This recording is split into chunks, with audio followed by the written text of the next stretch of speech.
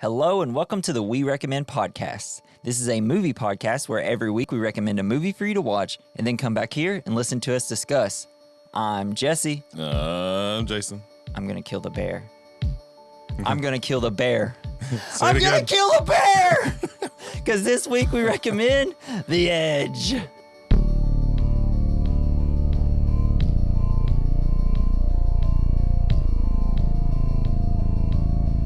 What one man can do, we can also do. Yes. Oh, bro. This is a movie where I'm like, why didn't I see this when I was younger so I could be obsessed with it? Obsessed with growing bears. up. I would have been a dang woodsman after watching this movie. That's how cool it is. So when did you watch it? Because this is your recommendation. Since I've never seen it. I don't know. I think I was on we rented it as a kid, but like I was already kind of in love with Anthony Hopkins from Silence of the Lambs. Yeah. So I was just kind of collecting all of his movies. I know, he's such a good actor. But I had like 3 or 4 movies growing up in my room, and this was like This is one of them. Yeah, this Silence of the Lambs, and like I don't know, the other was like I like Red Robin Age. Hood and Braveheart. I don't know. Just sitting there watching some of the most violent movies. Yes. It was awesome. I'm just 5 years old, Mom. Thanks for these 3 movies. I love Anthony Hopkins. I'm a big Bart the Bear fan. Dude, Bart the Bear. Bears are so cool. It's scary. This movie is terrifying, that bear. Yeah. But also at the same time, I was like what? There's a point where he he's chasing them, and then he's like, they go through the river and whatever, and he like knocks the tree down, and then he walks away, and he's like, he got his little tiny little tail on his butt. He's like, sorry about your tree, guys. I'm out of here. And all I could think about when he turned around was that part in the Great Outdoors, whenever they blow up the bear's butt with the lamp bulb, it's like a rifle that was turned into a lamp, but it still worked for some reason. I don't think I've seen the Great It Outdoors. blew all the hair off the bear's butt. Wait, is that the movie? John Candy and oh no, I haven't seen that. Well, yeah, I have seen it. I just don't remember that. It's really funny. I should watch that. Dan Aykroyd, nice. Yeah, Dan Aykroyd. He's got these raccoons that are always getting into the trash. Yeah. Talking in subtitles. Really? Yeah. God, I might have to check that out. Is it bad or is it good? It's decent. That means it's bad. This was a perfect movie for me to watch, especially in, I've been going for 2 to 3 months now, like hard on Survivor. Yes. And I'm like, shoot, I know, guys. I could do this. All you need is a book. I understand, Charles and Bob. This is rough for y'all. I've watched Survivor. If only y'all had a tarp and maybe a flint. That's the thing. At the end of this movie, because the whole time they go through it and they never make fire with just like wood or anything, which I like, because there's no way these 2 nerds would have been able to do that. Well, I bet Charles knew. He knew how to do theoretically how to do it. I just don't think he had the. I don't know. Maybe if they really got into it, they would have been able to, but I don't know. They're like, we have 6 matches. That's all we'll need. Yeah. Oh, yeah, right. I'm sure Charles would. Probably after this was like, I'm going to learn. I'm going to constantly have 5 flints on me for the rest of my life. Yes. And I'll never get in a plane. Something that this movie does is like insane foreshadowing. Yeah. At the beginning, everything that is said at the beginning, I kept turning to Natalie. I'm like, geez, you think the migrating birds is going to play into this at all in any way? It's like everything they were talking about at the beginning is like, oh, bears. I'm like, I know exactly everything that's going to happen in this movie, but it's still effing ruled. As soon as I saw Deadfall, I'm like, well, Bob's falling in that thing. That's for sure. Just some way these 2 are going to fight for sure. And what's the other actor's name that goes out and gets Steven? His name is Harold. I don't know how to say his last name. Perrineau. He's in so many movies. He's in Lost. Yeah. He's the guy that's looking for a son like the entire time. And it sucks, but like as soon as I haven't seen this movie in probably a decade. 28 Weeks Later, Matrix Reloaded, Romeo Juliet. Yeah, he's awesome. He's in. But as soon as you see him, like Anthony Hopkins, Alec Baldwin, and him, you're like, oh, he's gonna die. Yeah, he's immediately gonna die. It sucks so much. It's funny I like Steven. I was telling Natalie, I was like, I'm pretty sure I've seen this guy in a bunch of different movies, and he's always dying. And I was trying to think of all the movies I've seen him in, but maybe I'm just thinking of Lost. I'm looking at his filmography. He's been in so Like, much shit. like, what? Because I know he's in a horror movie, and I'm just like, which one was it that he died in? I'm And really he was not in finding it. What was that the show about the prison? Ozark, Oz. Oh, He he's in was Oz? Oz, and like I've never watched the movie. he's in It seems so too much scary shit. for me. He's a great actor. I don't like prison movies. They scare me. Yeah, a lot of bad stuff happens in prison. Right. Yeah. Not a good place. So this movie stars Anthony Hopkins plays Charles, Alec Baldwin. That's Wait, what's his name? Because I don't remember. Charles. Charles. Charles. What do you say, Charles? Let's be real though. Charles may be one of the most annoying people to be around as a friend. Yeah, like It's like, dude, Charles, okay, you're smart. We get it. hit me with Chill a fact, out. Charles. Yeah. Hey, we walked 5 feet. Oh, you saw a tree? Tell me everything about it, because Hell you're just yeah. going to anyways. It's like getting lost with your science teacher. Yeah. It's like in the movie, everybody seems like, oh man, it's so great to have Charles around. But at a certain point, be like, Charles, shut the fuck I would up, love dude. having Charles around. Just like there's never going to be silence. No, that's true. It's constantly, he'll teach you stuff. Yeah, It's one thing you'll get is some knowledge out of this. very interesting. And then you have Alec Baldwin. He plays Robert Greene, or Bob as he Bob. is being called. Elle McPherson plays Mickey, the model girl. Mm-hmm. Everyone probably knows her from Friends. She's like the model that dates Joey for a little bit, and that has a problem with Chandler and Monica. Okay. So they're not able to stay friends. I haven't and seen that show in a while. It's really... I usually go about every year. I'll just like, oh, let's start on this random season and just kind of go through it from there until I get tired of it. Yeah, got to watch all 17 seasons now. Yep. And then you got Harold. He plays Steven. Then you got the boy, Bart the Bear. Hell yeah. Bears sound scary. And his little lip is so pouty. It's like, dang, boy. We got some DSLs. Oh, no. And LQ Jones, he plays Styles. I won't really go through any of the other ones. They barely have lines. Yeah. Style. Oh, I will say Gordon Toosis plays Jack Hawk. I have no idea how to say that last Whatever. name. He's only in it in the very last part of the movie. Yeah, but I love when he shows up. He's just like, I'm like, that motherfucker. They're like, where have you been? Could you have just not been home? Thing is, when at the point where Bob's like, yeah, let's that's who I want to shoot. I want to shoot that guy. They're like, what if he doesn't want to be shot? Yeah.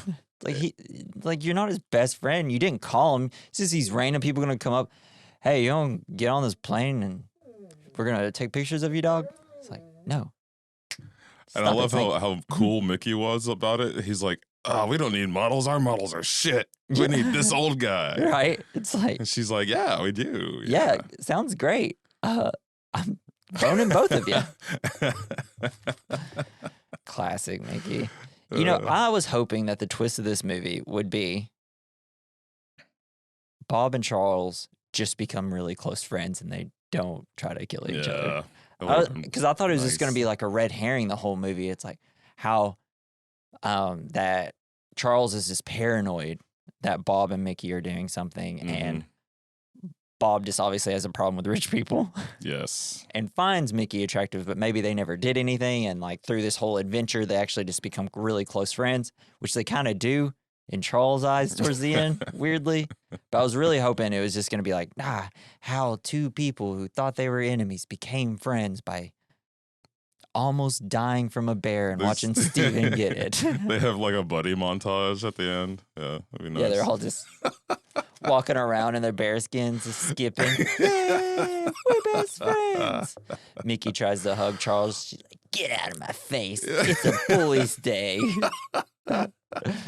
I thought that's how it should have ended. I was a little bummed out that Bob bit the bullet or the tree branch. I laughed so hard when he died. Yeah. Why? I don't know. He's just all slumped over because Charles hears the helicopter and he goes up to try to get it. He looks back and Bob is just like slumped over, like That's how I feel like when you're hungover and you don't want to get up, or like you try to reach for the remote and you can't reach it, so you just fucking give up. It's like, Yeah. Just I'm I dead. don't know. I can't do this.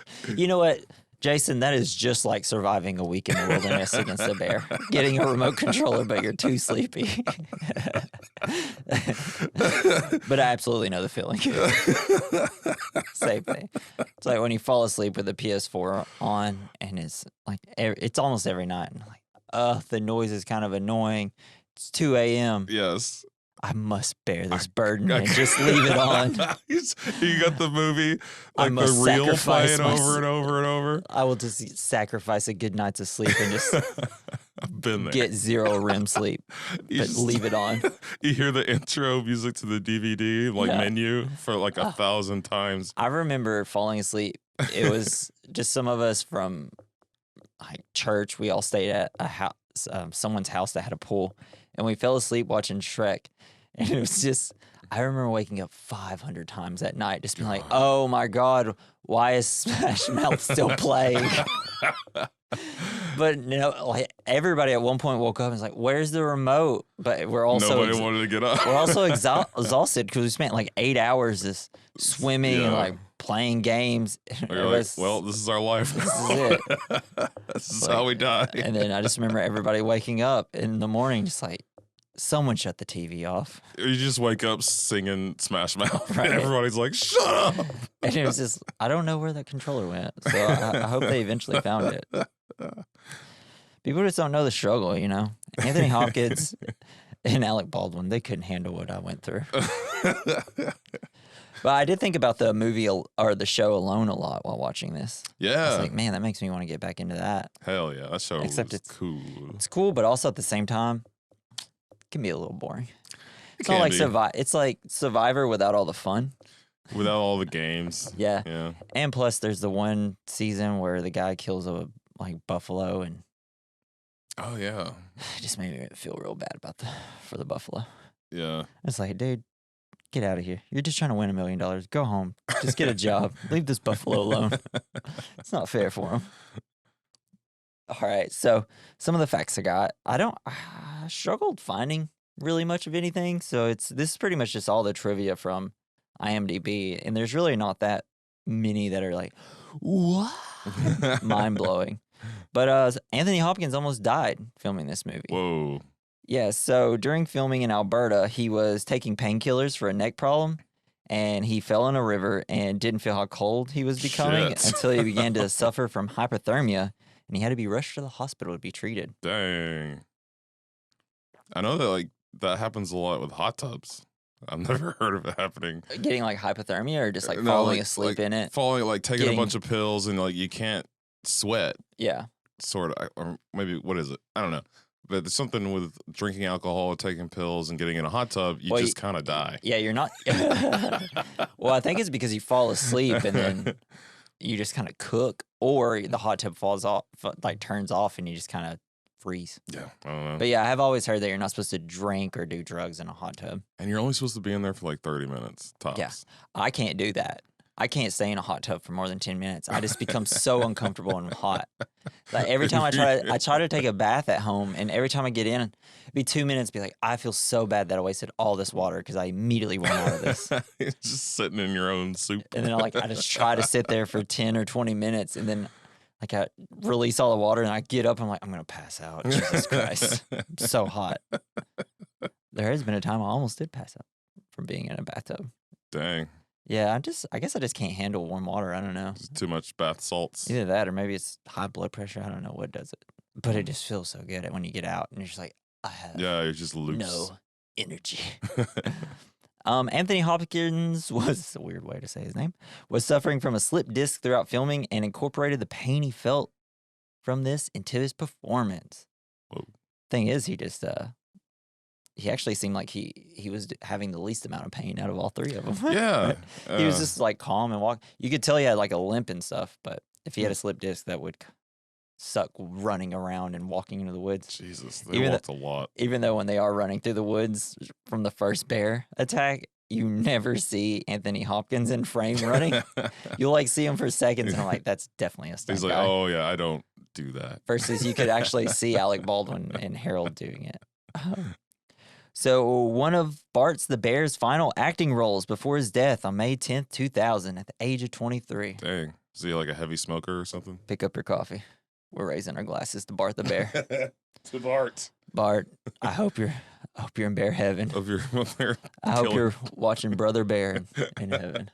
Or whatever the cartoon bear is. Bear in the Big Blue House. Or Ashton Kutcher. Yogi Bear. Yeah, exactly. There's lots hope of bears. You're there with all your bear friends. And when your handler dies, I hope he goes to wherever you are and you're like, oh, now how the turntables have turned. Now I run this show. His trainer's name was like Doug Seuss. Yeah, something like that. I thought it said Dr. Seuss. Dr. Seuss. Doug Dr. Seuss. So the plane used in this movie that crashes is also the same plane used in 6 Days, 7 Nights. That one's for you, Natalie. She likes that movie. Harrison Ford and whoever that one girl know is. that I've seen that one. Yeah, it's a pretty fun movie. It's kind of funny, but like there's some good parts. I enjoyed it when me and her watched it. This was the second movie in which Anthony Hopkins worked with a bear that also featured Bart the Bear in Whoa, so Legend of the Fall. he and Bart were they're close boys. pals. They go out drinking afterwards. They see they just attack humans together. They're best friends. He pulls his face up like Wouldn't it be out wild of a to just deer. see Anthony Hopkins just riding on a bear like down the road? I want that so badly. Right, it'd be awesome. So there was a bunch of different titles for this movie. First one was like Bookworm. Some other titles. Weird. Wild, Wilder, Wow. The Wild, Into the Wild, Wilderness Now, Dead Hunt. All bad. I kind of like Dead Hunt. Deadfall, kind of like Deadfall. Deadfall would okay. actually probably been the best name That's, for this because they say it 5,000 times. Yeah. Edge, On the Edge, Bloody Betrayal, The Bear Roared. It's like that would have been a good book title for it. Yeah, The Bear for like Roared. a kid's book. Yeah. About Anthony Hopkins killing a bear. While some city photographer just wants to bone his wife. Yep. I think Deadfall would probably Story. been that would have probably been my favorite title. That's what I think it should be called. Call it The Deadfall, maybe. I don't know. Sure. Let's see. Any other things? Because they did fall quite a bit, I guess. Yeah. They didn't edge a whole lot. They definitely Yeah, there fell. wasn't a lot of edging. No, you pretty much just got it all. They didn't kind of hold back at all. I at don't any know. The point. bear kind of edges the boys. I know. By the time you see the bear and it's like starts chasing them, I was like, I thought they were just gonna like walk by and see the bear, and the bear was just gonna keep walking at first, and then something happens to him, and like someone like I thought they were gonna cook some fish, and then the bear's like my fish, and then just like bites one of them, and then gets a taste of her blood. This bear was just straight up out to kill immediately. Yes. Which most bears are because they're territorial. So we'll just do this as my last fact. I have one fact about Alaska. Oh, yeah? Go ahead. It's cold. Dang. Next. Okay. Let's see. People driving right now are like, they're just like, I got to shut it off. I'm going to run off the road from not knowing Alaska's cold. Yeah, and they also have aliens and like Bigfoot from the Alaska Triangle that we learned. Yeah, that was cool. It's great. I didn't even know there was an Alaska It's great. Triangle. The whole state's a triangle. That's wow. From Amazing. last podcast and left. Wow, everybody is turning off. Yeah, I the think podcast. they said that Amelia Earhart's plane may have been found. Oh yeah, I saw that. Like I just in the ocean, just like some parts of it. It's like Oh, how yeah, many I times guess. how many times are we gonna find parts of her plane? I feel like every 5 years there's a new article. We may have found parts of her plane. No, you just found some junk. You don't. It's no. like, dude, the lady just like crashed and she died. Like, Yeah. I'm sorry, guys. This is, like, Yeah. let's just, hey, you know what? Be cool. if you found Jason, take your coffee. Let's lift our There's no- glasses there's up no to more, Amelia Earhart. her. He's pretending to do it. I'm actually doing it. Wow, I'm cutting all this. Okay, so this Never feel sorry for someone who owns a plane. exactly. So this movie was shot in Alberta, Canada, in freezing conditions. L. McPherson was required. Oh my God, what has happened? I can't talk all of a sudden. L. McPherson was required to perform one long scene in a Native American getup of beads, feathers, and suede loincloth. That was a wild outfit she was Yeah, wearing there. it's like immediately I was like, okay, this is obviously one of those things in a movie where it's like they have no idea how this photo shoots go because this looks so dumb and bad. It was ridiculous. She said, you rehearse with a coat on and then you have to take the coat off. She says with a mock shiver, it feels the coldest under your arms. You don't want to ever uncover your arms again. Working with Baldwin and Hopkins made up for whatever physical hardships McPherson had to endure. Baldwin in particular went out of his way to offer the actress some words of encouragement. Alec pulled me aside and said, don't give up, girl. You just keep going because you could really do some interesting stuff down the line. Well, that's nice. Yeah. At least it wasn't like, Shut up, bitch. Yes. Shut up, bitch. I'm going to shoot you. I do like, whenever in that trivia that I read, she's like, all the physical hardships she went. Oh, hold on. He's dying over Jesus here. fucking Christ. He's on the edge. He's edging. My nose burns. Okay.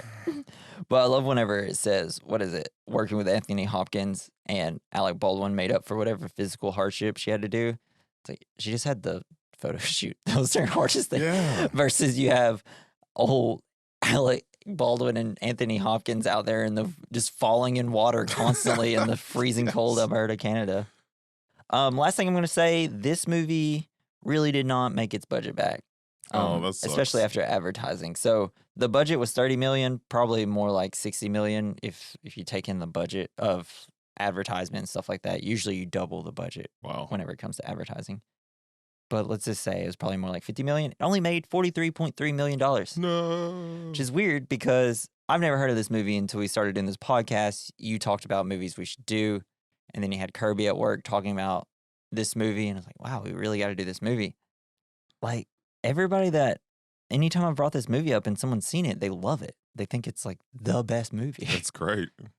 It's just, like, if you got this movie now, I think I can't remember the gray, like whether the wolves were real or not, but it'd just be this bad looking CGI bear, except for the Revenant. The Revenant had a great looking CGI bear. That was an awesome bear scene. That was a great bear scene.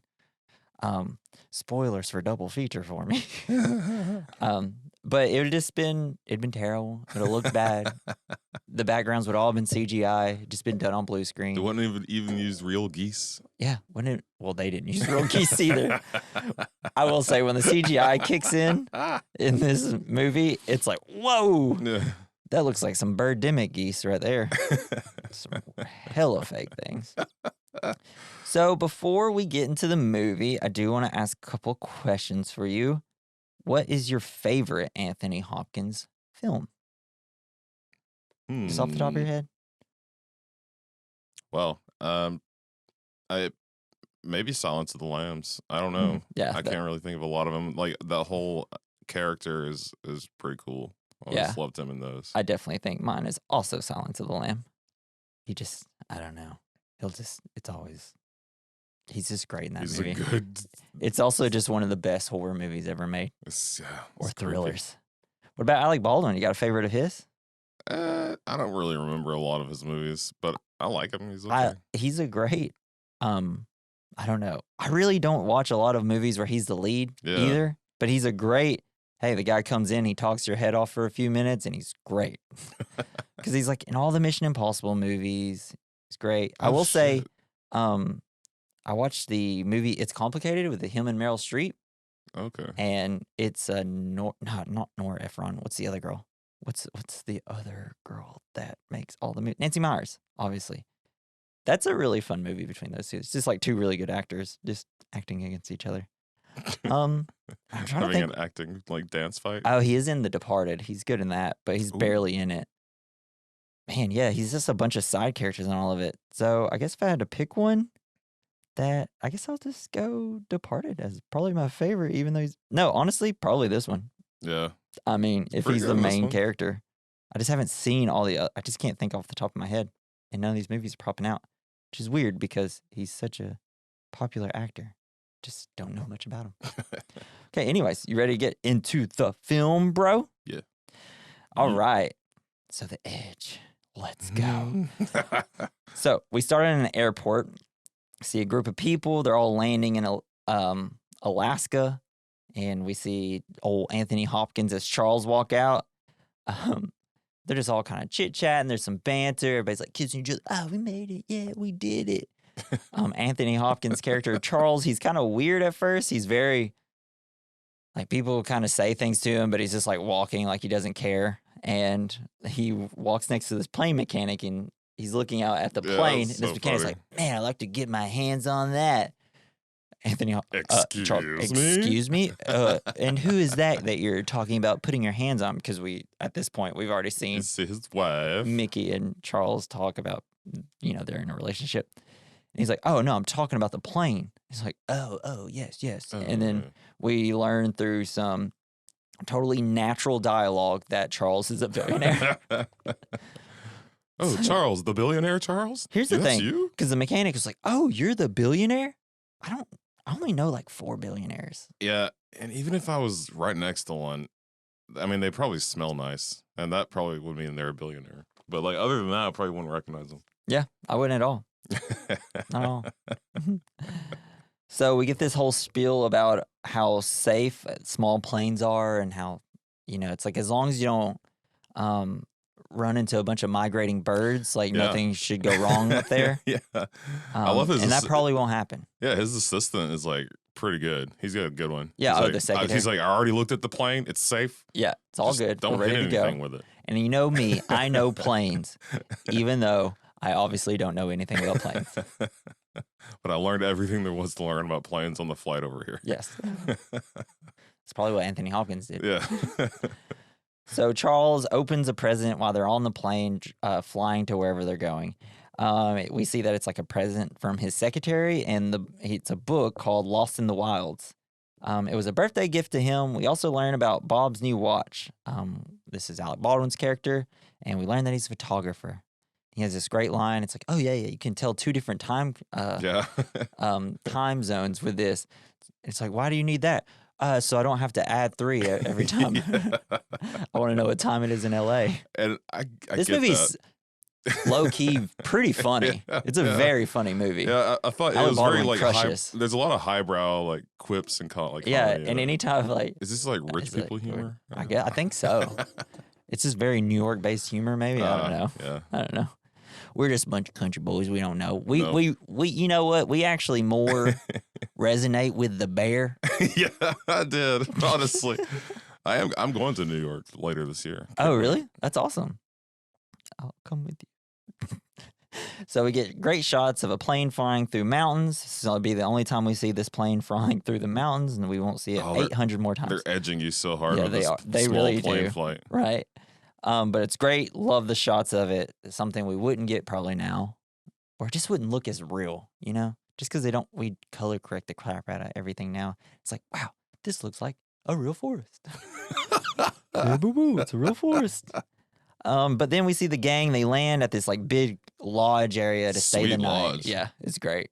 I'm like, I want to stay here. So rustic. But also I would not, because I'm sure it's freezing in there. Oh, yeah. So Bob sees a Native American photograph. We learn that Bob is a photographer in Alaska to shoot Mickey. Immediately Charles gets a is hard younger on life. for Jack Hawk. Jack off. It's like, Jack Hawk me off. Oh, God. Oh, that's going to be a clip for sure. So the lodge owner, whose name is Styles, tells Bob that he shot the photo himself, because Bob's like, wow, that's a great photo. See, that's what we really need, just like a photo like this, something real. We don't need this ugly old bitch over here. I just love it because Styles comes up, yeah, I shot that. And Bob's like, what? You shot that? I'm like, yeah, it's just a portrait of it. You're a piece of shit. It's just a black and white picture of this guy. Like, it's not that crazy of a shot. Yeah. I think it's just like the classic thing of a white man seeing a Native American in like his Native American garb in black and white. It's just like, this speaks to me. It's just like, I feel like I need to take something from this guy. Yeah. It's like, man, it's like, I think it's just that white guilt that whenever you see a picture like that, it's like, man, that picture says a lot. Yes. It's funny because it is just like, I can take that picture with my phone right now. Can't wait to give this guy a disease. What? Okay. Whew. Cool. He brings blankets and shit. Yeah. And so Styles tells Bob that he took the picture and that he would actually be out there bear hunting with Jack Hawk if it wasn't for all of them being at the cabin with him. Styles, the lodge owner, talks to Charles, and we learn that Charles is the smartest man alive, essentially. Yeah. Styles, lots of facts. yes, Styles challenges him to a game of knowledge, and Charles gets it right. Because he's like, here, I got this paddle here. Tell me what's on the other side of it. And the side that we see has a panther. And then Charles, oh, well, obviously there is a rabbit smoking a pipe on the other side. Hell yeah. And then we learned that the reason that the rabbit on the other side is smoking a pipe because he's smarter than the predator. Yeah, I see a lot of dead rabbits. Okay. So they're not smarter than cars. That is for sure. I thought it was interesting that he called it a blade. So is that what they called? Oh, is that what he did? He's like, can you tell me what's on the other side of this blade? Oh, dang. I just thought it was a paddle. It's just an oar. Yeah. Maybe it was. Maybe that's what they call it in Alaska. I don't know. But I do like the fact that this is foreshadowing because immediately Bob's like, oh, yeah, why is that, Charles? That was a terrible Alec Baldwin. I just had to try it for a second. But that's because Charles is the rabbit smoking the pipe. Well, yes, he is. Bob is the predator. Oh, he becomes the predator. Yeah. But the whole time he's like just waiting for his chance to strike so he can get Mickey. Yeah. This whole time during this. Charles called it from the beginning. Yeah. Charles immediately knew. He's like, they talked once. I hate them. He's going to kill me. Right. Yeah, for real. That's pretty wild. So Charles says that all this knowledge is useless because he never gets to put it to any use. Then we learn that bears are around and that you should never leave your food uncovered, even inside, and tells them how to deal with a bear. You just back up. Just make sure the bear knows that you see the bear. I don't think that's what you do, though. Yeah, I don't know. I should have looked it up. I think you're supposed to make yourself look big and scream a lot and I'm roar. Bear. And if you do see a bear, make sure you tell Styles because he'll be on that bear like a duck on a June bug. Whatever the fuck that means. I don't think they have June bugs in Alaska. Right. But that's okay. I guess it still works. It's weird. Because ducks love to eat June bugs. Is that what it is? I guess. I don't know. They like eat bugs. That's actually probably what it is. That's actually, wow, you're so smart. Okay, Charles over there. Yeah, Charles. Charles. Charles, I'm talking to you, Charles. Charles, hey, Charles. can you answer What do me think, this? Charles, why do you make ice? Or fire out ice? Charles, what do you suppose we do now, Charles? Why are we talking like that? I don't know. I love it, though. So we also see a weird They're all like, all right, we're going to bed now. We see a weird interaction between Bob and Mickey. I'm sure that won't come in. He's like, you're an angel. But he just like goes and whispers to her, and it's like, he's like, she pushes him off, very flirty, kind of. Snake, stop. That's our bear in the room here. It's like, please stop, Snake. Completely messing up my notes. Just stop, buddy. You won't get played with because it's too wet outside. Sorry. So we get a scene with Mickey and Charles. It's a very weird scene between these two. They have this very weird relationship. She seems super interested in him, but also at the same time is not grasping the same. Like, I don't know. I don't really know how to explain it because she's all flirty to him. And he's just like, oh, yes. Oh, I have so many facts about things. And she's like, you're an angel without the wings. It's like, I don't know. It's like this weirdly cheesy romantic stuff, but just Charles is not playing into it at all. Definitely seems like he's the one that's not giving like any sort of love in the relationship. Yeah, kind of weird. He's just like still fully clothed while his gorgeous wife is getting in her PJs. Because I thought like maybe this was going to be a situation where it's like, well, actually, I mean, Charles just is not good at relationships, and that's why Mickey doesn't want to be with him. But because he seems terrible, because she's just trying to have like a flirty conversation. He's like, do you want to know why my secretary gave me this book? She's like, dude, like, chill. Okay, we don't have to I'm do a billionaire. This. Yeah. Yeah, see? But she flirts with him a bit and then asks him to go make a sandwich. He's like, bitch, that's your job. And the bear didn't like that, and he heard it from outside the window. He's like, I will kill this man for you, Mickey. So he goes to make a sandwich, but notices ham left out and the kitchen door wide open. It's a tense scene where he slowly closes the door and locks it. It's like, he didn't slow it. He slammed that shit shut. Well, at first he's like, oh, yeah. walks up to it real slow. I'm like, oh, run. Run. Hurry. Why are you walking slowly to the door? If the bear's in there already, you'd probably know. He's in there making a sandwich. Yeah. Make me one too. Charles, make me a sandwich. So he finishes up the sandwich and boom, he gets scared by a bear. But it's Bob. Bob the Bear. Bear noise that Alec Baldwin makes. Yeah, that was really good job. That scared the shit out of me. I didn't know he could do that. He can add that to his repertoire. But it's actually Bob in a bear suit. It was his birthday surprise, but the man almost dies of a heart attack. Bob's like, Jesus Christ, dude, sorry. He's like, Charles, I'm sorry, Charles. I get hurt. He thought everybody forgot, and he definitely thought his wife forgot. I'm assuming that's probably why, actually, now thinking about it, he's so standoffish when he's talking to his wife in the bedroom. Because a bear could pop out at any moment? No, because he didn't think she remembered his birthday. Oh, yeah, that makes sense. So, go ahead. No, I don't know. I was just...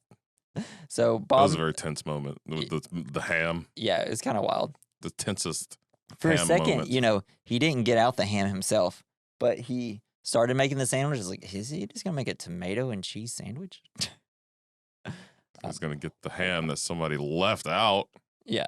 Bob ends up making a speech. It's nothing important, really. He's just like, oh, you're the best, Charles. You have so much money. Money. That's all I think about. Charles. Mickey gives him a gift of a pocket watch with an engraving. To my beloved husband on his birthday, from the luckiest woman in the world. It's a pretty watch, too. I've always wanted a pocket watch, too. Yeah, but then I'm like, I would never carry it. I don't know if I would either, but it'd just be cool to have. Yeah. Then we see Bob give him a nice pocket knife. I love pocket knives. Yeah, this one's never cool. own any, but and this is like a bear skinning knife. Yeah, sharp as fuck. It's great. As soon as I saw that knife, I was like, I bet that doesn't come in play at all later. I bet he doesn't use it the entire movie. I thought it was kind of cool. He said when he gives someone a knife, I wonder if that's a real thing, like a real tradition. If you give someone a knife, you have to give them. If someone gives you a knife, you give them a coin. Yeah, because after this, Styles is like, oh, you have to give him a coin now, otherwise it's bad luck because it's going to cut through your friendship. Dang. But I've never heard of that, but I have heard that if whoever opens a knife has to be the one to close it or it's bad luck. Even though every time you buy a knife, they're always open. So I'm like, well, who the hell opened this? I can't close it. I can't. Yeah, because there's been 2 times that I've bought a knife in my life, and both times they're also from the same place that I bought them because they had nice knives there. And so the 2 separate times I did it, both 2 different people, they're like, here you go. Can you close it? And I'm like, really? I literally had no bad luck from doing it. Or maybe I did. The guy's like missing 2 fingers on his hand. He's like, can you please do it? I've only got 3 fingers left. And I can't lose another one today. It's like, dang, dude, you got to learn how to close this knife. You need to get a different job, man. So, and then after this, everybody turns in for the night. So everybody spent 5 minutes. They scared this old man to death. Sing happy birthday. Give him 2 gifts. Like, well, that was fun. Happy birthday, dude. See ya. It's like, dude, you couldn't celebrate it all day. Yeah. I'd just be like, okay, well, I'll just kind of get tipsy off this They've champagne. been jet setting all day. They haven't time to celebrate. I know. I definitely wouldn't. And what do you give a billionaire on his birthday? A pocket watch and a knife. I guess so. It's like, what do you call the king on his birthday? Birthday king. Arsehole. What? Because he's king every day of the year. Oh, and on his birthday, he's an asshole. That's the day you're allowed to call him an asshole. That would be fun. On my birthday, everybody be mean to me. Everybody's like, he's always the meanest after his birthday because he takes it out on us. Yeah, he just gets the guillotine sharpened. Right. So after everybody goes to sleep, Styles and Charles are still kind of just hanging out at night. And he's like, some girl brought some broad there. You know, she's hot as hell. Yes. Is that your wife, huh? Charles like, yeah, why? She's just very like, excuse me? But it is a weird thing for him to say. And but it's just like more paranoia build between Charles and everybody towards his wife. He is very paranoid. And probably for good reason. I will say, some people are saying some crazy things about his wife in front of him. Yes. Or him thinking like, wow, why would that mechanic say that to me, her husband?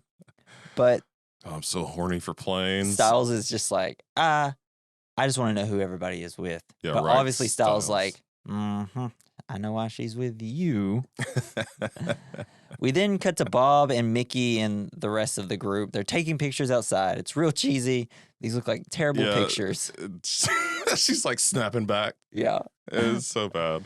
I don't But know. Mickey and Bob, they have like a real kind of cute relationship though, because like while shooting, like they make this weird, they start doing this weird like European accent, Flirty. like older accent. Yes. It's like, can I do this, governor? It's like, no, madam, you can't. And then, I don't know, they kiss on the cheek and it's real weird. But then Anthony Hopkins sees it, Charles, and looks at him, but Mickey immediately sees it and like blows a kiss back. And she's like, oh, I'm not doing anything weird.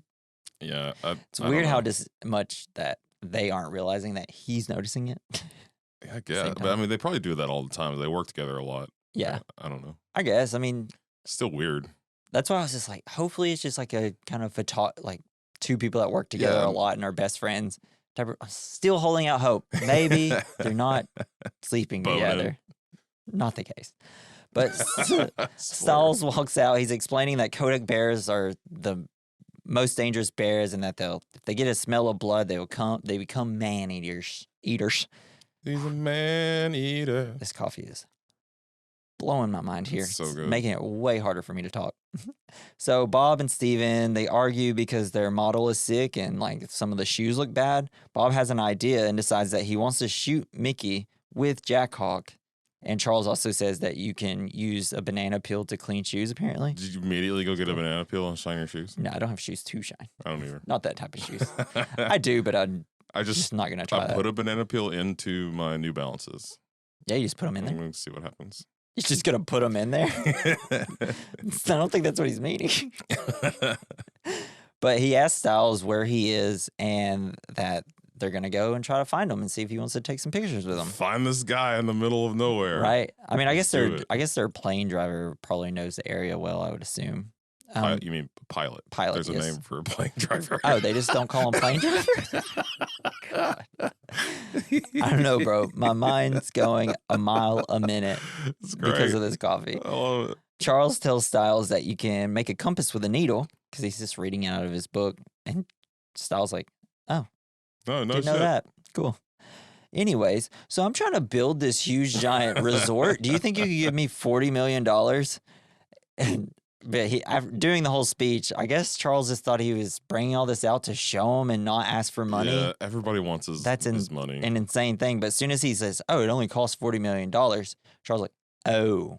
So I thought you were just being polite. Styles like, obviously not. What the hell are you talking about, dude? Give me your fucking money, old man. Yeah. At that point, I was like, maybe Styles is going to try to kill Charles. I know, because when you see Styles, the first time you see him on the dock waiting for them, he looks kind of evil. Yeah, because he has claw marks down his face. And then after this scene, Charles goes inside and Styles comes in and they make eyes at each other. I'm like, excuse me? Something about to happen here? Styles looks like he's kissed a few bears on the mouth. He's like, I'm going to make sure your plane goes down and I'm going to sleep with your wife. Yeah. Like while she's waiting totally for her. Be down for it. Right. So Bob plans to fly to Jack Hawk's. Bob invites Charles to go on the adventure. They're only supposed to be gone for 2 hours. Charles agrees to go.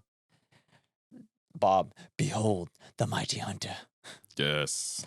There's more shots of planes flying. A lot of plane edging. A lot of plane edging. They land at Jack Hawk's. He's out bear hunting. He's out to lunch. Yeah. The note on his door. He's like, I'll be back in 3 days. Went to go find a bear to kill, which is probably the most rad He's thing. Scratched out the word fuck and put kill. Yeah. So Charles finds a deadfall trap for bears. Bob decides to go find Jack Hawk. He also, which will come into play later, takes the note from Jack Hawk's, which is very rude. Yeah, it's his note. Yeah. What if someone else was looking for Jack Hawk? Yeah, man. Why do you need the note? Bob can go Jack Hawk himself off. And then we get more plane shots. Yeah. Because whoever filmed this movie, I should have looked up the director. That was my bad. That's bad podcasting right there. I'm sorry, everybody. It was directed by someone. But yeah, and this time they're going to go look for Jack Hawk.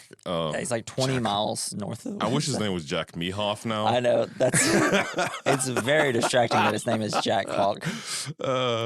In the army, our battalion was called the Blackhawks. Oh, yeah. So if you say Blackhawks 3 times fast, you end up saying Blackhawks. Blackhawks, Blackhawks, Blackhawks. Yes.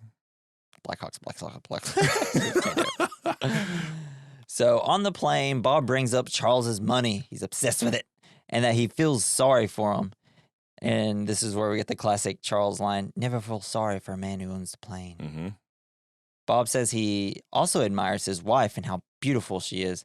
Then Charles decides to ask, oh, how do you plan to kill me? Yes. Then bang, some dang CGI birds fly through their plane that was fucking propeller. wild. I jumped out of my chair. At that point. It is very, it's definitely a jump scare, and it's great. And they crash into some water, and I would immediately died touching cold water. It's so cold. I love just like the birds hitting the propeller was so cool. Yeah, that's how they took down the plane in the Hudson too. Oh, really? Yeah, okay. That plane that crashed with... It crash landed in the Hudson River. What was the captain's name? Jack Sparrow. No, it's similar. I can't remember. A lot of souls saved that day. A lot of souls saved. So Bob is able to make it out of the water, but he didn't check on anybody but the pilot because that's all he cared about. Someone that would be able to get him out of the force, essentially. Probably running out of breath. And then he just immediately was like, "Screw you two, I'm out."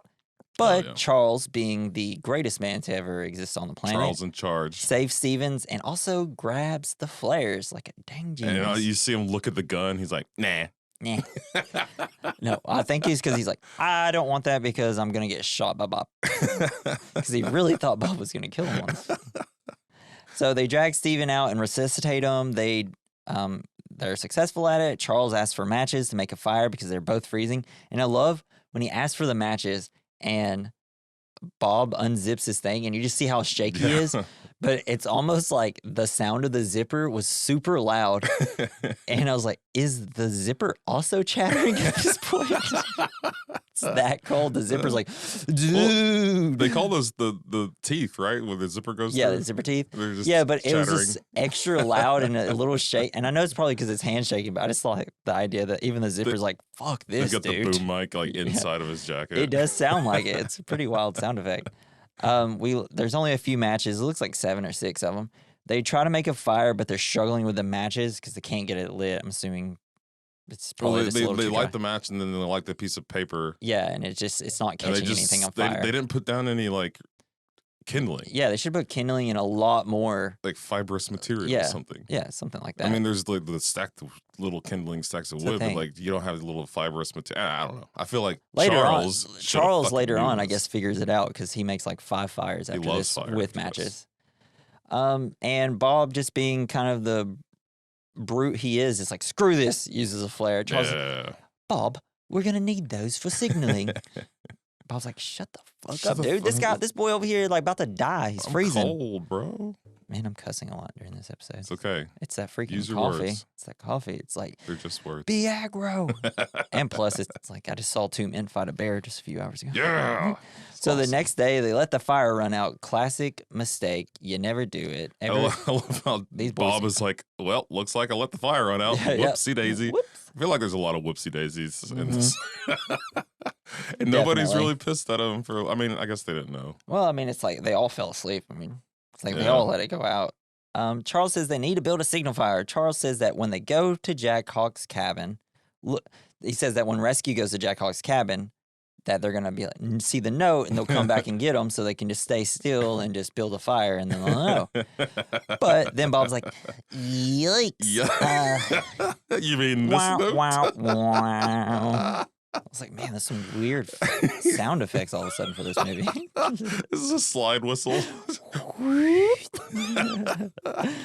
Bob says they are in for a walk now. Charles says most people lost in the woods die of shame because they don't do what they should do. Thinking. They don't use their noggins. Because they just sit around saying, I should have done this. I should have done that. Why did I do this? I love how whenever Steven heard that they had to walk, he's like, what does that mean? Yeah. Are you kidding me? I'm from New York. So Charles makes a plan. He says that they just need to travel south. So Charles makes a compass with a needle. He just takes a paper clip. He first asks for Bob's watch, but Bob's like, no, it's broken. No, mine. No, mine. You're not looking at this. He takes a paperclip, rubs it on his clothes, and puts it on a leaf that's in water. And we see the leaf point north, so they know which direction is north and south now. Bob is unsure, though. He goes out with a stick. He's like pointing in each direction. Doesn't feel like south to me, Charles. It doesn't feel south to me, Charles. That was so funny. But I think the thing is, he was right? Because this belt buckle was interfering with the But I thought magnetics. that, like, the magnetism is so... I mean, I guess, but yeah, it could happen, sure. Yeah. But, like, the magnetism that little paperclip would pick up is so just lightly magnetized. Yeah. I don't feel like it would pick up a belt. You wouldn't think that it would pick up the belt. But, this movie's not 100% accurate, but we'll just go with it. Okay. So they're off. They stop for a minute to drink some water after walking. It was a bear compass. Bear compass. That's what it is. So after they stop to drink some water after traveling a while, Bob brings up Charles saying Bob is planning on to kill him. He says he would do it for his wife. That's what Charles says. Charles says he's seen how they act when they are together. Bob's like, no, we just work together. Bob asks, why would he want to antagonize a powerful guy like him? It's a weird, tense conversation. He also has this line. It's like, oh, that's a heck of a way to get a girl. Oh, get it with a girl and got to kill the husband first. Like, that's something that would work out. And he talks about how it's like, oh, I can get girls all the time back in New York and stuff like that. The ladies, man. And then, like, essentially, it's a tense conversation. Bob plays it off like they're joking. He tells him that the rich are different. Yeah, I feel like they are kind of, like, they seem like they're, like, Charles kind of accepts it, and he seems like, okay, we're friends. He's not going to kill me. Yeah. But I don't think he 100% believes it until he saves him a little later. Once he saves him, he's like, "Oh yeah, you were good." Mm. So they continue. Then they stop again. Charles continues the conversation with Bob about his wife. He calls Charles paranoid. They said that they should all get in a hot tub later and just bear their feelings. Bear their feelings.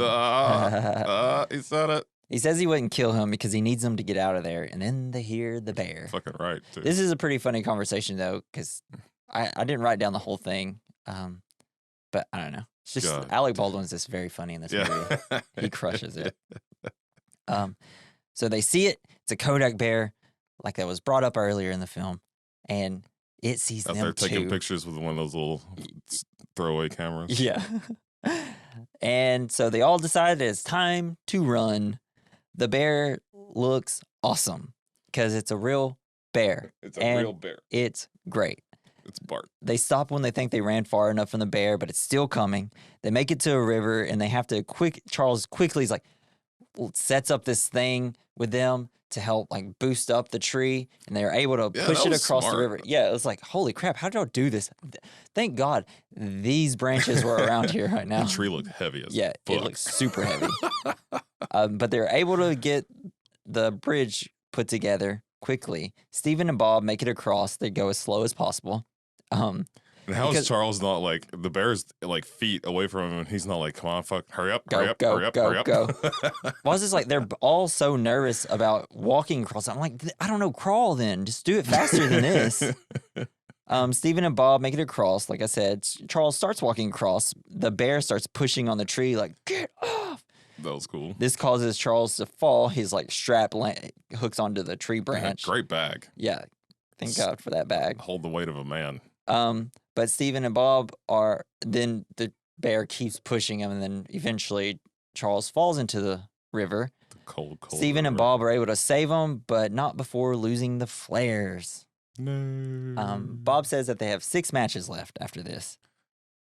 I thought it would have been so funny, like when the plane crashed, and you see like there's a picture of there's a shot of the book that he got floating in the water. Mm-hmm. I just imagine a bear swimming through the water and eating it. I don't know, like a shark. Yeah. Oh, these are my flares. And then like later on, like you just from now like it morphs for the bear, and now the bear is like a fire. Yeah. God. So after this, Charles seems to be kind of giving up because he's just like, I lost the flares. I can't believe I lost the flares. I lost the flares. Bob and Stephen are trying to snap him out of it. Charles can't believe that Bob saved him and is very grateful. I really like this moment because like, Bob, you saved me. And Bob's just trying to play it off. And he's like, no, Bob. He like hits him on the shoulder a little bit. You saved me. I'm very grateful. Charles is really down on himself for losing the flare. Stephen brings up shame is the reason people die in the woods, and Charles finally kind of starting to snap out of it. Yeah. Then they get to a mountaintop. They build a signal fire and stay for the night. But the next day, it's like no rescues come. Charles is just out there like on the mountaintop just kind of looking around. And then Charles is like, let's go. Just starts walking, doesn't even wait for them. They look at each other, like Charles or Bob and Steven. They're like, the fuck? They probably should have just stayed there. I think they would probably eventually, they'd been found probably the next day, really. The bear wouldn't have gotten them because it's probably been too high in the mountain. Yeah, I guess. I mean, it seems like to me, not knowing anything about survival. They also thought that they were going the right direction. Yeah, they did think that they were going to end up walking out of it. But they should have just stayed, you know? They should have just stayed. I guess. Because the idea is that eventually they would have found Jack Hawk and be like, where were you? Oh, I was like northeast from here. Set the forest on fire. And then they will find you. That is, later on, whenever they start throwing fire all around, and now he's like, hey, that's a great way. They'll find you that way if you start a forest fire. And I was like, yeah, but then you're in a forest fire. But you would be warm. You'd just be running from flames at that point. But I guess since Alaska is such a wet area, you'd be running from Bart with a fiery stick in his mouth. Yeah. Or something. God, terrifying. A bear with a flaming stick. Just breathing fire. Jesus Christ. So they continue traveling until they realize that they just traveled in a circle and ended up back where they crashed. Charles was like, this sucks. Oh, shit. Charles said it must have been the belt that messed with the compass. Bob and Steven start freaking out. Steven takes the paperclip and just like, throws it. Dang it! Steven's like, well, we're all going to die and we have nothing to eat. So great. Charles tells him to make a spear, but this is just to distract him. He says even if nobody finds them, that they are going to walk out of here no matter what. Bob is kind of antagonizing Charles a little bit. Charles asks if they should just lay down and die. Should we just lay down and die, Bob? I loved it. Whenever he started screaming, I was like, hell yeah, Anthony Hopkins, let's go. Because he's been so calm and cool. I think just for a second, Charles breaks for a second. It's like, I'm trying to save us here. All y'all are doing is complaining. Yes. They hear Steven screaming and turns. And it turns out that he cut his leg. It's like this giant gash. Why the heck are you cutting towards your leg? Man. Yeah, not a lot of experience with knives. Yes. I imagine. It's this huge cut. Looks gross and awesome. Charles bandages his wounds and tells Bob to bury the bloody rag. And I'm sure he does. Bury the bloody rag. I had a friend who was playing, you know that game that you put the knife and you stab it between your fingers? Mm-hmm. He was playing that with a steak knife on his leg. I wonder if that's what Steven was doing. Like that literally makes no sense. And he stabbed himself in the leg doing this. Like every time he went to stab. Why? No, he was just like softly doing it, and then he one time just went and it went right into his leg. Wow. I won't lie. That guy idiot. is a dummy. I played that game before. On a table or something. In Red Dead Redemption. Yeah, only in video games. That's the only way I play. I'm not going to do it for real. So that night, Steven thanks Charles for saving him. I really, the character, Harold, the guy that plays Steven, like he crushes this scene. Like the just genuine, like honesty that he portrays as an actor in this scene is really great. He seems really calm. He's really appreciative of Charles. And I don't know. I just remember watching this both times, like, man, this guy just crushes. Like, he's a great actor. Yeah, he really is. Making me want to watch Lost again. And Steven thinks Charles is all right and a very thoughtful man.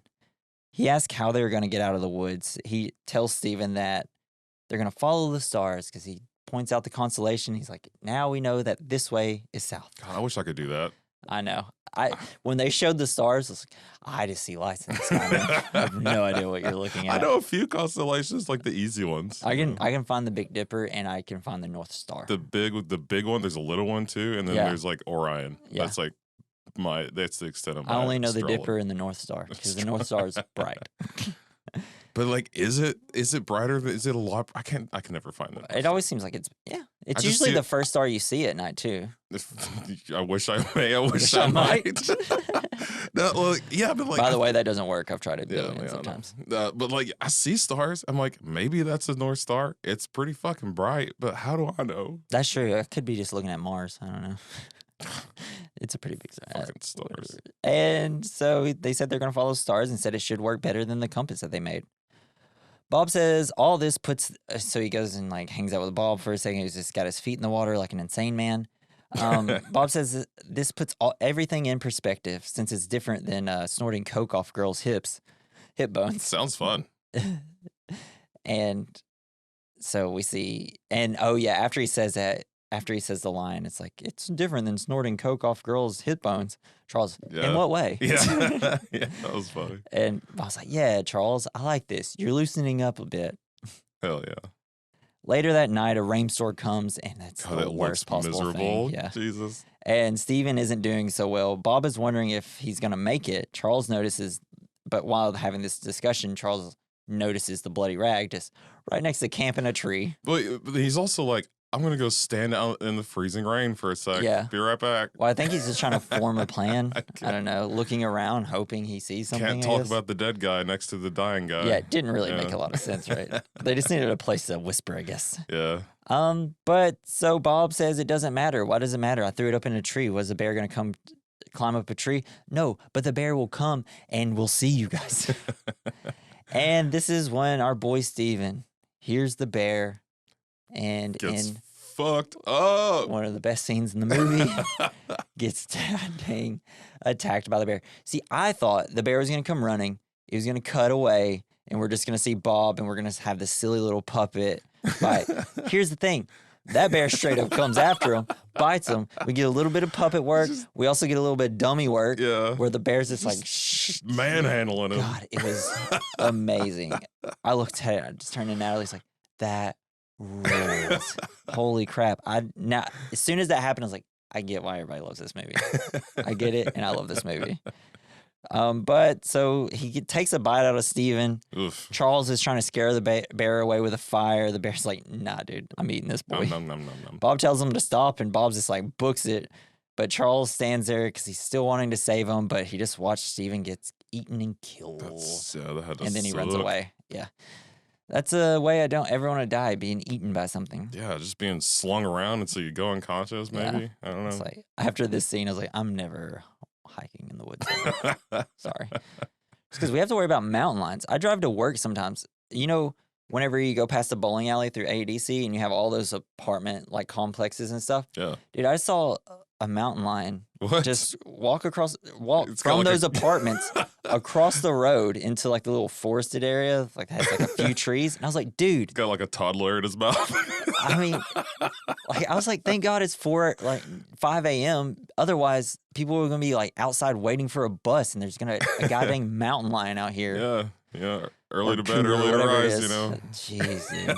When I saw that, it was one of those moments. It's kind of the moment in Collateral. You ever seen that movie with Tom Cruise and Jamie Foxx? Yeah. There's a scene where I think Tom Cruise or Jamie Foxx, they see the coyote, and it's supposed to be this thing where it's like, oh, he's a coyote too. He's just out at night, just scavenging or whatever, and just working to whatever goal.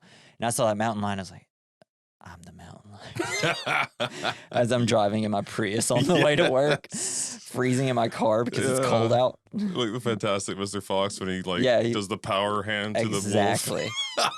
You should listen to our episode on Fantastic Mr. Fox if you have not. So it's the next day now. They're sitting in this giant snowstorm trying to stay warm. It's like this great long zoom in shot of them all just like cold, shivering. Like, this sucks. Yeah. And they build a fire, and Charles says they will have to travel by night and follow the stars. Charles says they will have to walk out at this point. He doesn't think that help is coming because Bob's like, are you sure no one's going to come for us? He's like, no. Bob asks what they're going to eat, and Charles says, I'm working on it. And then we cut to this trap. We see a little trap that's being held on in like a giant like string, I guess, that they're holding onto.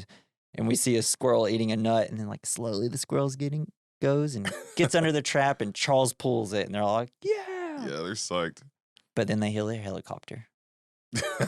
They try to chase it, but are unable to catch it. Yeah, I thought it was so funny when he just jumps. He just like, once he notices like the helicopter's not gonna find it, he just like falls. It's like, no. He's like, just kill me now. Just kill me now. But yeah, so the helicopter doesn't see them. Charles says it probably won't come back, even though he's been wrong almost about every single thing at this point. Wrong and right also at the same time. Was it before? I think it was it Steven that was saying, are they going to find us? And then Bob says something like, of course they are. He's a billionaire. You know what happens when you misplace one of those? Yeah. That's true, though. I mean, there's so much money to go and look for them. Mickey's probably back at home. It's like, I didn't really like Bob. Charles is kind of boring me, and now I have all this money. You know what? They're dead. Let's just call it in. She's fine. Yeah. So we see Bob starts to lose it, and Charles is trying to calm him down by asking him if he knew that he can make fire from ice. Bob starts going off on Charles for being rich, just starts saying a bunch of mean stuff. Yeah. But eventually, Bob starts calming down. He asks, how do you actually make fire out of ice? And Charles says, you mold ice with your hands and use it as a lens with the sun. They said they should be good because all they will need is the matches. And that's all that they'll need because they're only going to be gone for a few more days. Yeah, but you've only got like a 5. couple of They said, matches. I think they said there's like 5 matches left at this point. So they continue walking. They finally find a river. Charles decides that he's going to make a fish hook with his watch and some string. He like uses gold as the bait. This is gold. The whole world yearns for it. Bob, I'm not up for your jokes Not right in now. the mood. I'm hungry Give me some fucking and fish. freezing. While trying to fish, so we see Charles trying to fish. There's a fish in there. He almost takes the hook, but he doesn't. And Charles hears a branch snap. He looks to his left, and then he immediately looks to his right, and there's Bart the Bear. It'd be funny if he was like, how did that bear sneak up on this man? Yeah, no, it was so quiet. And he looks at the bear. He's like, oh, hey, Bart. The bear's like, this little weird lip thing. Yeah. And Charles books it, baby.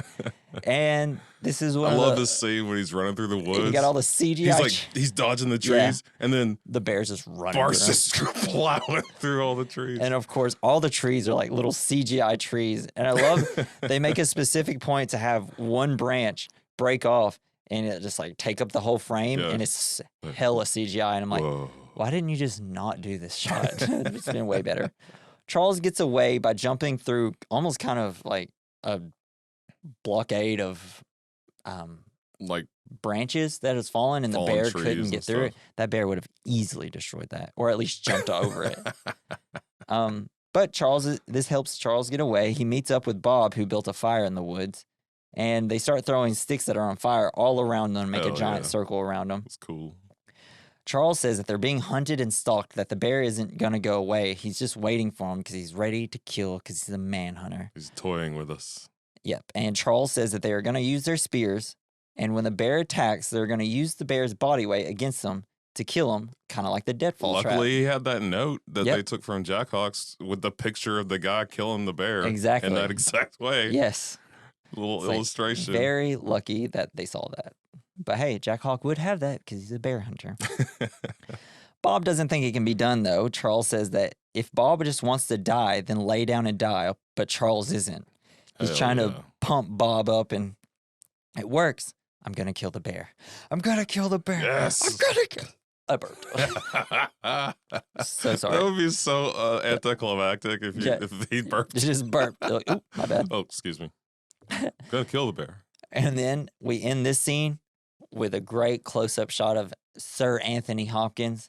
Today, I'm going to kill the motherfucker. Yes. It's awesome. About killing a bear. Hell yeah. And we get the best scene in the entire movie right here.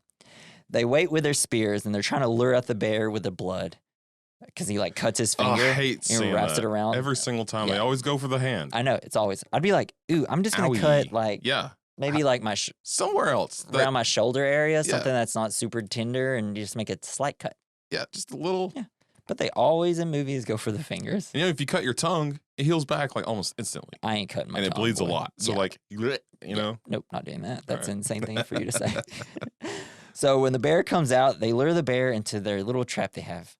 And because they back up, they're backing up, just like Styles said. Just keep backing up. Let the bear know you see it. They tried to Home Alone this bear. Dude, they obviously watched Return of the Jedi. Saw some of their Ewok traps. But so essentially they created like a giant, like spiky ball of It's, tree it's a limbs. rock, and then it's got a bunch of spiky sticks on it. How they had all this time to build this? Yeah, that was I don't know. pretty. It was like a lot. But I did love it, and I was so excited. I was like, yes, this is how they're gonna kill it. It They- swings down. Well, it's got the little the X of sticks. Yeah, I love it. It's like they had to make sure the bear got there. Bob,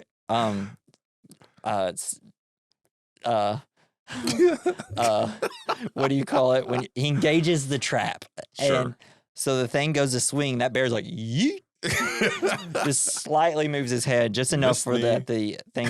But as the spiky rock thing is coming back, it does stab into him, but there's not a lot of power behind it. Right. But it does hurt him. It's like, But I don't think that was the thing that was going to kill him anyways. I think that was just supposed to slow the bear down. yeah, maybe just piss him off enough to where he'll stand up. Yeah. And I love that. Is this their plan? Their plan was to jump off this ledge and fall down. I think their ultimate plan was to hope that killed the bear enough to make the bear run away and not trying to chase him. Plan B. But plan B was they're going to run back to the river and try to like spear it to death. Yes. But once the trap doesn't work, they lure it back to the river. They're going to fight it off in spirit. The bear gets the upper hand and nearly kills Bob. And he's like all over, about to just rip Bob apart. Charles gets chased, but Charles goes up and stabs it. It's awesome. Then Charles is getting chased by the bear. But while the bear attacked, Charles sees a chance to like wedge his spear into the rocks. Fuck yeah. And the bear goes to jump on him and he stabs him. Yeah, he falls. This scene is so tense though, because it's just you're hearing the bear roar, and I'm assuming it's a real bear roar because there's just noises that you didn't think you would hear in the bear roar. For a second, I was like, wait, is this a real bear roar? Because I thought I heard a pig for a second. Maybe. Yeah, I don't know. But I don't know. Like I've never heard a bear roar consistently for like 5 straight minutes, you know? So it was really cool though. And this is what movies are about. Just things you would never thought you'd have seen in real life and you get to experience through movies. Hell yeah. Cinema, baby. Yes. Love think you see Charles on the ground, he looks dead. Yeah. Yeah. It's just like, I was Probably like, can't breathe. I wonder if he had a heart attack. I know he got lucky that the bear fell slightly to the side of him because I was like, well, you killed him, but now you're dead. So later it's kind of like, we get a long like zoom out of them just leaning on the bear. You got the little puppet bear. Yes. I loved it though. Right before they killed him, they're like going at him with spears, and the bear just like backhands the shit out of him. Yeah, it's great. Well, I love it. Every time they cut to a wide shot of the bear, he's just like swiping at him from a distance. I'm like, God, that's so terrifying, man. Yes. I'm never going outside my house. But then we cut to a little later, and they're cooking the bear. They're getting along. yeah. They're seeming super friendly towards each other. But Charles seems super unsatisfied. I know. How's he not super psyched about killing a bear? I think he, like, after he did it. Well, so to me, I think there is a little bit of dissatisfaction for him having to kill a majestic creature like that. I mean, that sucks. I felt bad as soon as that bear was dead. I was like, yeah, I Boo. guess, but like, but I get it. you're alive now. And I guess he just thought that, I mean, like, he just did like the craziest thing he's ever going to do in his life. Hell yeah. Now he's an adrenaline junkie. And now what's left? Right? Nothing. Nothing. And then he makes a joke. It's like, he's like, it's called Bob says it's called self-growth. And, if it was a week or two ago, you've seen that bear, you'd have called your lawyer. And Charles is like, I would never do that to an animal. It's really funny. That was funny. It's great. They're getting along. I was laughing my ass off. And I love how they're all bared up after they've got the after this, next time you see them, they're just in bear costumes, essentially. They've sewn together bear outfits. It's crazy. And made bear necklaces. It's awesome. That's exactly what I'd do too. I'd be like, we got all this bear meat. Let's just take a couple days and let's just look awesome. Look fucking fantastic. We're But fashion people. It was kind of a good place to kind of set up camp because, you had the river, but you also, it's like, oh, I bet like a helicopter would follow the river maybe if they're searching for him. They start making their way, following the river. They're dressed in bearskin and are real woodsmen now. Charles says that he's never met a man who actually changed their life, but when he gets back home, he's going to change his. Mm-hmm. And Bob's like, good. You can be the first one to ever do it. Yeah. As they look off into the distance. Yeah. Wistfully. And so while walking, they find a small hunting lodge that looks completely abandoned. It's like covered in cobwebs. Yeah. It's like a treehouse. Yeah. Outside the lodge, Charles finds a deadfall trap. Bet that won't come into play. Essentially, they raid the place. Bob finds booze and a gun. Two things that Good Bob combo. does not need right now. Charles finds matches and a map. I just love it. It's like the juxtaposition of like what the two are thinking. Charles is thinking survival, warmth, how to get out of this place. Bob, I need booze and I want to make sure I have a gun in case a bear comes, or I'm also going to kill Charles. Well, I think you kind of see the moment he decides to kill Charles is when they put the canoe in the water. Yes, that's the exact He's like, moment. all right, we're going to live. Time to kill the old man. Because honestly, I think that it's the booze like starts talking. Yeah, right? I think it does. I think he's starting to realize like, oh, I'm a little drunk. I really want this guy dead. I got so much courage right now. Bone his wife. And I have the gun. Maybe I should do this. So they check to make sure the canoe floats. Charles is going to boil some water, and we see Bob contemplating leaving Charles or killing Charles. Because for a second, I was like, maybe he's just going to get in the canoe and just get back and be like, hey, Charles didn't make it. Sorry. Yeah. And just hope Charles never makes it back.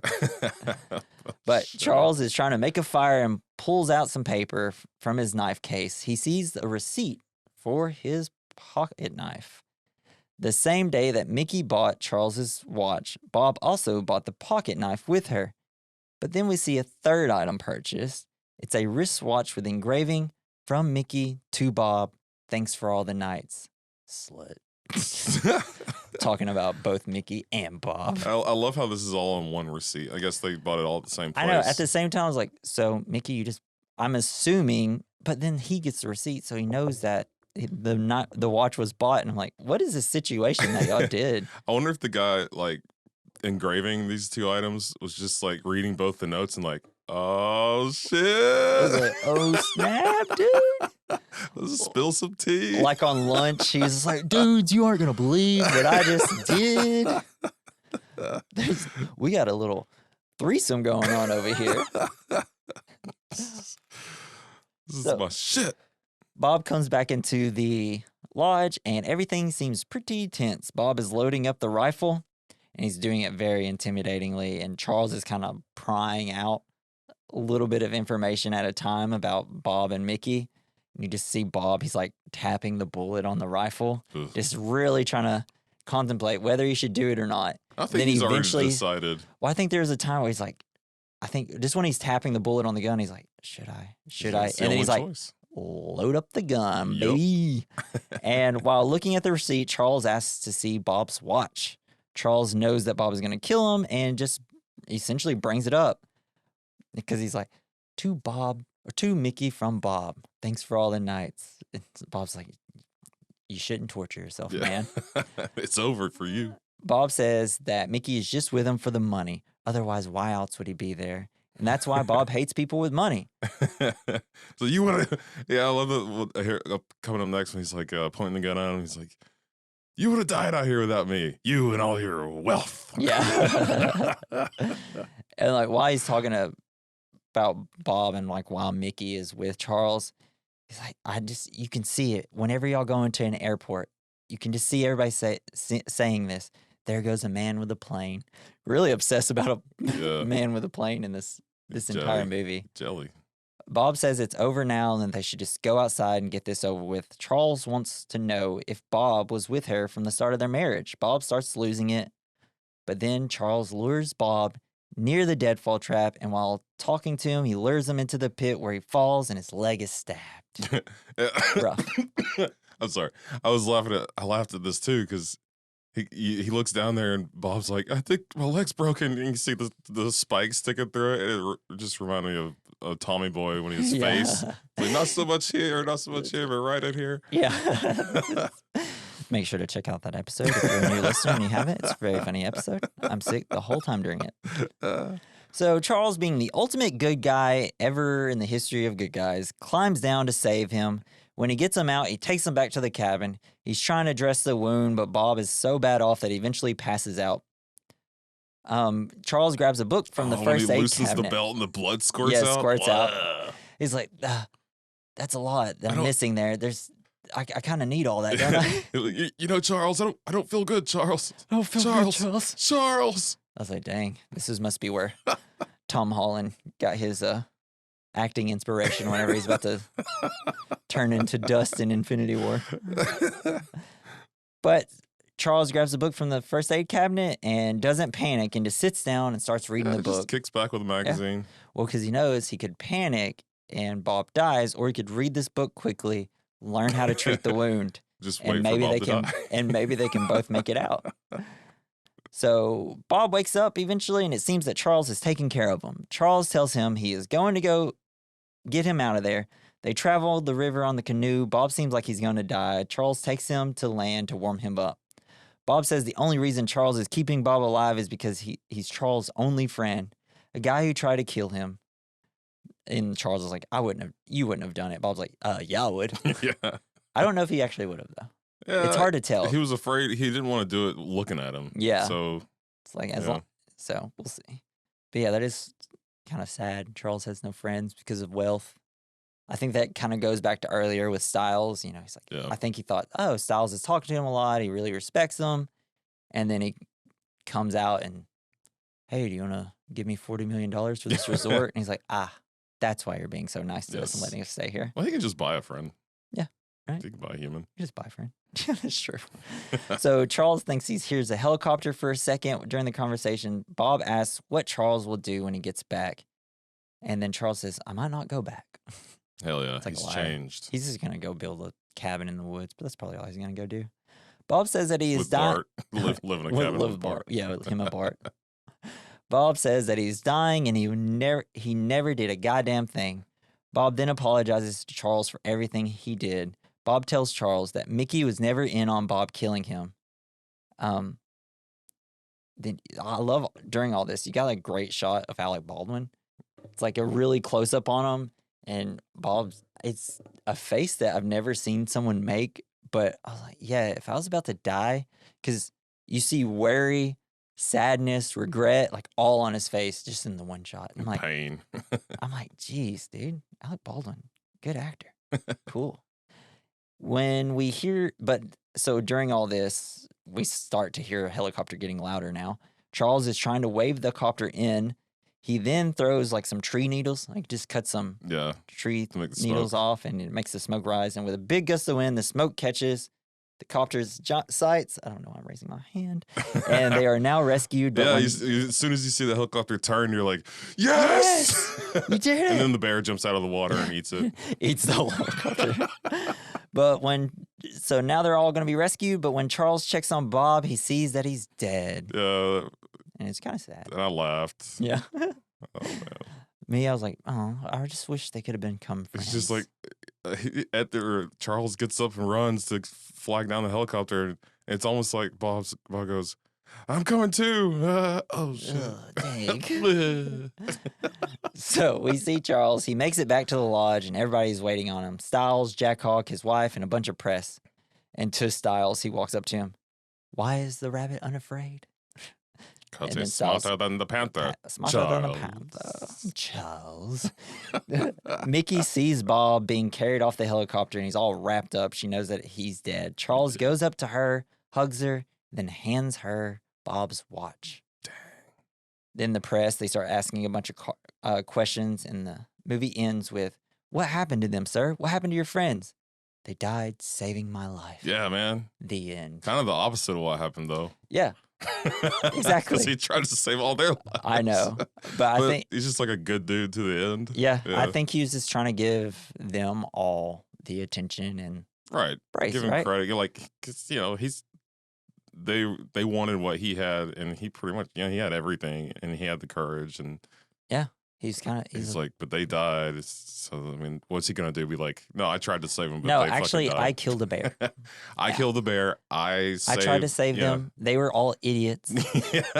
A guy cut himself making a spear. I don't know why he cut towards his leg. Old Bob had been sleeping with my wife. Fell into a Tried to hole. kill me, so I had to Try to save him anyway. save him. And then he died on me anyways because he It's sucks. just easier to be like, they did that. Yeah, this movie. They died trying to save me. This movie was really good, and I And really he's so liked emotional. it. Mm-hmm.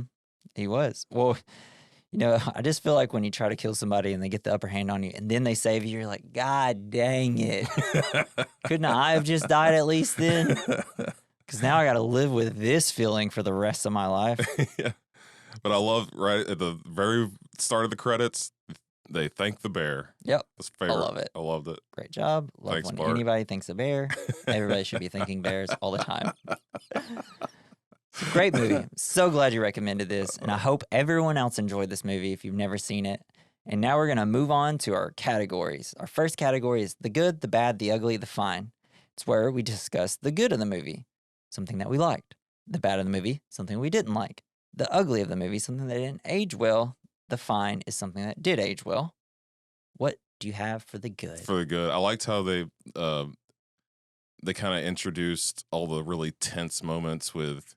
They just come out of nowhere. They really get you by surprise, and it's super cool. I liked it. Right? Because it is crazy. Because especially at the beginning, they're stuck out in the woods, and geese. Like at first, they're in the woods. Like it's kind of fun, and it's like, oh, these city boys gonna try to survive in the woods, and if you haven't seen this, it's really fun. Cause you're like, oh no, this is gonna be a survival movie, and even though there is all this talk about bears, and it's gonna be a bear movie, but you really don't know until they're like running through the woods, and then they see the bear, and it's like, man. The stakes of this got so much bigger all of a sudden. The bear is just so fucking sneaky. Yeah. Always sneaking up on him. I know. Sometimes it's super loud and just like crunch, crunch, crunch. And then there's times where Anthony Hopkins is just by a river and all of a sudden there's a bear right next to him. It's like, how did that one happen? Shit. I don't know. You know what? Just any movie, if you just need some stakes, throw a bear in there somewhere, man. Yes. It works. I don't know. Instant attention grabber. It's just, creates tension. Having roars. to, survive against something that is unstoppable almost. And you just have to outwit it. It's so much tension and it's nice. It was cool. It's great. My good was obviously bears. Bears are awesome. Alec, Anthony, and Harold. Their performances in the woods, great. Yeah. They're all great. Hell That's my yeah. good. What do you got for the bad? The bad. Saying Charles a billion times. Or like It if is we so all true. talked if we all said the person's name who we were talking to every sentence. Everybody listening to us though, it's like, Jesus Christ, they said Charles 3 times more than him. I had it in all my notes, I almost had it in every sentence multiple times. I was like, is this a good name? I don't know. My bad was the CGI. I didn't even really. I never noticed it. I didn't really stop to me, think the that birds was and CGI. those tree branches breaking. But were the birds, that was hardest. over so fast. Like you barely have time to think about it. Bro, I noticed it hard Well, because they were like weird flapping. I was like, that's not how birds flap their wings, man. I didn't. But it's okay. It's like a 1997 movie. A little bit of CGI. It was so little of it that it wasn't that big of a deal. Couldn't they just thrown a goose into a blender for real ass effects? Yeah, but they have to have them flying a little bit. All right, what do you got as the ugly of the movie? Ugly. Man, I guess like thinking that the whole idea that Jack Hawk really needed his picture taken. It's like just assuming people want their pictures taken. And maybe he did. I'm sure he would have. Jack Hawk's probably. I just feel like hanging out with Styles, like him and Jack Hawk are probably like, we gotta find out how to make some money out here, man. Yeah. My ugly is Alec Baldwin, since he just got found guilty of manslaughter. Apparently bad with guns. Yeah, because while on the set of Rust, he, I guess, shot that woman. And he didn't. And someone else. Well, it's pretty much all. Yeah, but they also, instead of having the proper safety and them trying to rush the set and, not having the proper budget for safety and stuff like that. So they cut corners and this person died. And somehow Baldwin's not in jail. He keeps getting found guilty, but he also keeps not going to jail. So I don't know how it works. He was on SNL last year and it was super weird and like nobody was talking to him at the end. And I was like, why is Alec Baldwin here? They also there is going to be another trial. The trial's happening soon, so he may end up. He's just gonna keep having trial after trial. How many times do you gotta be found guilty? They found new evidence that the gun was something about it, how it was rebuilt. I don't know. Oh, okay. We'll see. I don't fully understand how because this would be the second time that I read that he was found guilty. And I'm like, how many times do you get found guilty when you're a famous actor until you go to jail, right? He's more guilty Yeah. now. All right. The Fine. What is something that aged well for you? Bears, I think. Just any kind of, it's almost like a monster movie. Mm-hmm. It is. But it's like natural. I don't know. It's just, I love the big bad. Yeah. Having a big bad, No, absolutely. fluffy bear. Mine was Bears. Yes. And also movies on location. Yeah. Looks great. This movie is beautiful. It is gorgeous. Even though it's not really in Alaska. Yeah. Canada. Yes. It's practically the same thing. Practically. It's all woodsy and cold. So we're going to do our next category, which is double feature. That's where we pick a movie that we think will go well with this. Do you got any? You go first. Well, so I have two. I haven't seen one of them, but I just thought people being attacked by animal. That movie with Idris Elba called Roar or whatever. It's where they're being attacked by. That might be the wrong title, so I'm sorry. I probably shouldn't even said this one. But they're in Africa on like a safari thing, and like a giant lion attacks them, and they just got to kind of survive and get that's cool. I haven't seen that. And then I chose The Revenant. Yeah, The Revenant. Classic bear attack movie. Even God, he gets so fucked up by that bear. Yeah, it's awesome. Twice. I love that movie. That's a movie that it seems that in movie podcasts that I listen to, they're always like, "No, that movie shouldn't have won Best Picture. It's overrated and whatever." And like when I watched it, I was like, "What are you talking about? This ruled. It puts you in like a different world, and it did it so well, and it's beautiful. The acting's good, directing's good." I don't know. People just didn't like it. Maybe they're just being pretentious about it. I'm not sure. So yeah, those are pretty good double features. I can't really think of one off the top of my head. I keep thinking of movies, but I can't think of the names. Maybe Cujo. Cujo is also very dog attacking two people. I heard it was a bad dog. Yeah, no good. Very bad dog. Well, that's okay. I mean, hey, we got 3 right there. You can split it between the 2 of us. Yeah, it works. Okay. So that's the episode for this week. I think that next week we should just. All right, let's pick between 2 movies. Should we do Step Brothers? Or should we do Fargo? Ooh. I would rather do Fargo. We're doing Fargo next week. So make sure by the time you hear us next week, next Friday, you watch Fargo, one of the best movies ever made in the history of the world by the Coen brothers. I'm so excited to jump back into the Coen brothers world. The Coeniverse. But let's do the Coeniverse. So that's the episode this week. If you want to leave us an email to talk about the movies, ask us any questions. What do you think about this movie, previous movies, the next movie? Go to our email, werecommendmailbag@gmail.com. It will be in the show notes, so you can go there if you want to just copy and paste the email. And also go to our link tree if you want to follow us on social media or stream us on a different platform. It is linktree/We Recommend Podcast. And thank you, Joey Prosser, for the intro and outro music. You can follow him on X @Mr. Joey Prosser.